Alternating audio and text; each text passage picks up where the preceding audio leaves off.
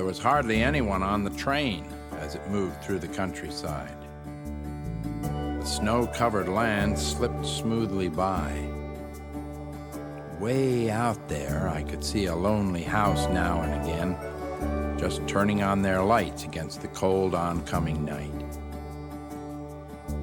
2 thick-coated horses in the almost dark, steam out of their nostrils eating hay. Then they were gone.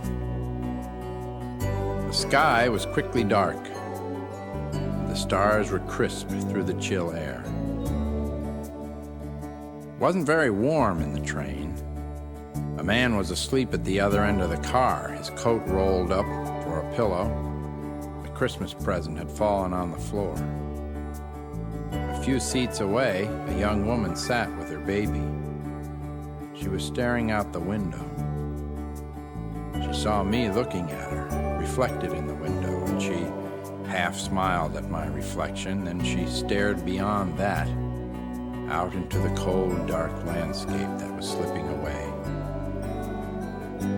I turned and gazed back out my window.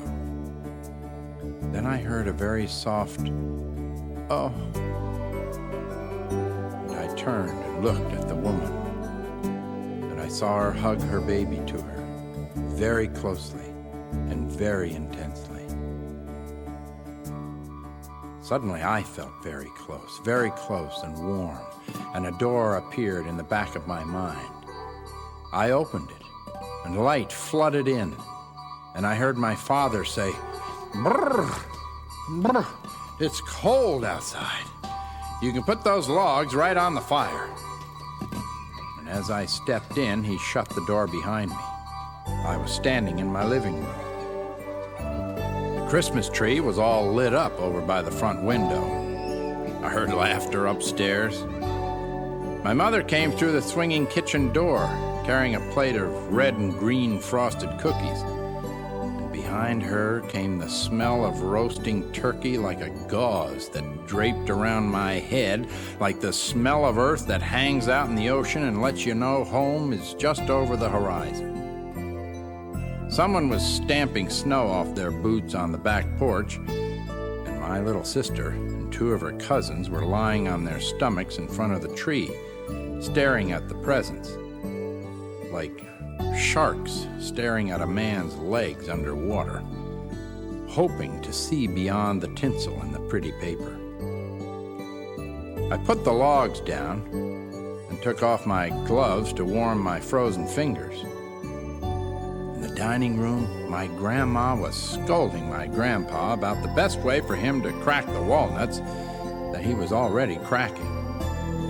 He looked at me through the doorway, shrugged his shoulders, and continued shelling the walnuts. I took off my thick coat and threw it on the floor by the door and went to stand by my aunt, who had just called me to come sing the tenor part at the piano. There was talk and loud laughter coming out of the kitchen where the windows were steamed. We were singing, sometimes forgetting the second verses, but sounding pretty good. But suddenly, somewhere, in all the warm and familiar sounds, I heard someone very quietly crying.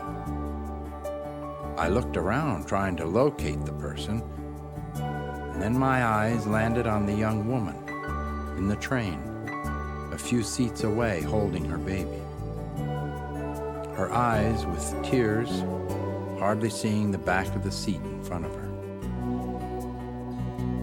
I got up and walked awkwardly up the aisle of the swaying car.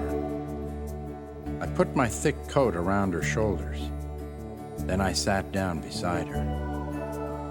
I held her hand in both of mine, and we rode like that, not looking at each other, but looking straight ahead.